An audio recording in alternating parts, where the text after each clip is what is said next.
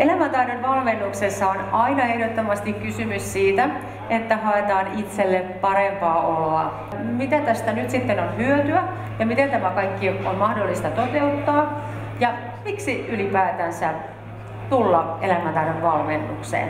Sä oot ollut mun valmennuksessa ja tuossa kerroin jo aikaisemmin yleisöllä, että ei tarvitse olla valtavan suuria asioita, voi olla yksittäisiä asioita. Niin mikä sut sai tulemaan aikanaan mun valmennukseen? No, oli monia asioita, kun aikaisemmin kun mä oon ollut liikkuva, menevä ihminen, yhtäkkiä tuntui, että sohva kutsuu, ei jaksanut, oli väsynyt, haluton. Tuntui, että joku muu ohjaili mun elämää, että mä en enää itse päättänyt, että mitä tapahtuu mun elämässäni, vaan kaikki tuli niin kuin ulkopuolelta.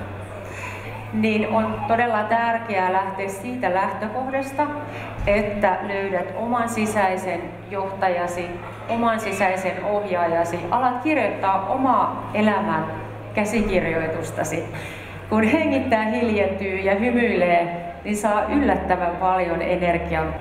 Kokeilkaapa kaikki ihan kun menette esimerkiksi vaikka tuohon kauppakeskukseen ja joku tuntematon ihminen tulee vastaan ja naama vähän väärällään, niin hymyilkää. Vaikka ette yhtään tiedä, niin hymyilkää tälle ihmiselle.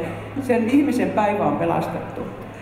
Toisten kunnioittaminen ja itsensäkin kunnioittaminen ja arvostaminen näkyy juurikin siinä, että miten kohtaa ihmisiä. Ja ei maksa vaivaa, ei maksa mitään muuta kuin sen pienen eleen. Ja sä voit tehdä toiselle välittömästi parempaa oloa.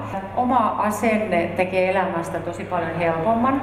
Eli tosiaan muuttamalla asenteesi voit muuttaa elämäsi ja voit muuttaa elämänlaatuasi ennen kaikkea.